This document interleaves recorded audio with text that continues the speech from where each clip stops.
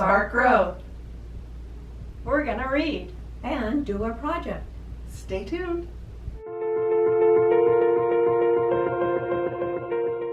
Today we're going to be reading a book which is part of the National Endowment of the Arts Big Read Morongo Basin. At the Mountain's Base. This is a beautiful Native American story written by Traci Sorrell. But first, before we get into the book reading, let me quiz your knowledge on parts of the book. Does anybody remember what this part of the book is called? The front cover. Very good. That would make this part the back cover. You got it. How about this thin part of the book that holds all the pages together? We have one of these in our body that holds us up straight and tall. Do you know what it's called? The spine. Very good. There's something quite special about this particular book. Let me show you. On the cover, there is this piece that's separate from the hard part of the book. Sometimes it also looks a little bit different than the cover of the book. Does anybody know what this part of the cover is called? That's right, a jacket, or sometimes it's called a dust cover. Can anybody remember what the name of the person is called who puts the words in the book? The author or writer. Very good. How about the person who puts the images in the book? The illustrator. Very good. I have another question for you.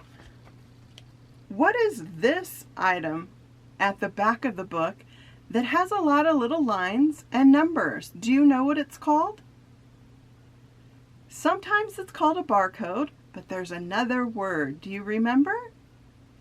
ISBN, International Standard Book Number. That number is very important when you go to the library to check out a book, or if you want to purchase it online. It has all the information stored about this book inside that tiny number. Let's look inside the book. Sometimes when we open up the inside of the book, it looks a little bit similar to the front cover. It has the title of the book as well. Does anybody know what this page is called? The title page. Very good. Let's enjoy the reading of this story, At the Mountain's Base. At the Mountain's Base by Traci Sorrell. At the mountain's base grows a hickory tree. Beneath this sits a cabin. In that cabin lies a cozy kitchen where a stove's fire warms. On that stove simmers savory goodness in well-worn pans. By those pans sits a grandma weaving and worrying. Around that grandma gathers a family, tending and singing.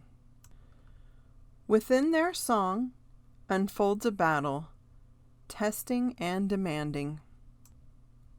In that battle soars a plane, climbing and diving. Inside that plane flies a pilot, protecting and defending.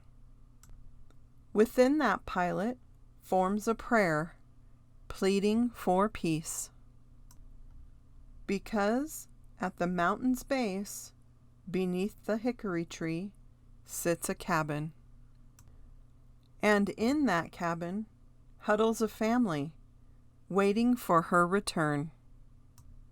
Author's note: although this poem is about a fictional Cherokee family, Native women have served and continue to serve in wars while receiving strong support from their families.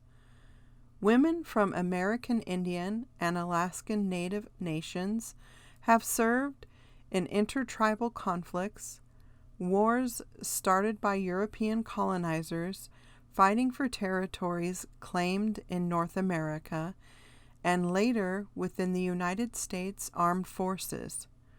More recently, these women serve at proportionately higher rates than all other active duty, reserve, and National Guard service members.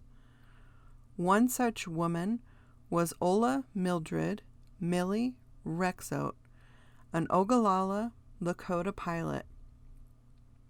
The only Native woman among 1,074 women Air Force service pilots, WASPs, in the World War II. Millie risked her life towing targets for male student pilots to fire on for practice. She also transported non-flying personnel and cargo during the war. When she served active duty in the Air Force Reserve during the Korean War as an air traffic controller. In 2009, she, along with the other WASPs, was awarded the Congressional Gold Medal, the highest award given by the U.S. Congress to individuals or groups worldwide for outstanding accomplishments and contributions. A few months after her death on June 28, 2017, the Ellsworth Air Force Base in South Dakota renamed and dedicated a building in her honor. I hope you enjoyed the reading of that book with your family. Now you're going to be able to do a family take-home project. Your teacher should have given you a packet like this that includes all the instructions and the supplies that you'll need to complete this project. You and your family are going to have the opportunity to make your own Navajo rug. This handout talks about all the information that you'll need to complete the project. This gives you information about the patterns and the colors that you can choose. After you've made your decision about which patterns and colors to use, you can start your creation on this paper provided. If you need a little more inspiration, inside your packet you have information about Native American rugs, as well as this informative sheet that will give you some visual ideas and inspiration on how you can go forward completing your project. I hope you enjoy. Stay creative. Until next time.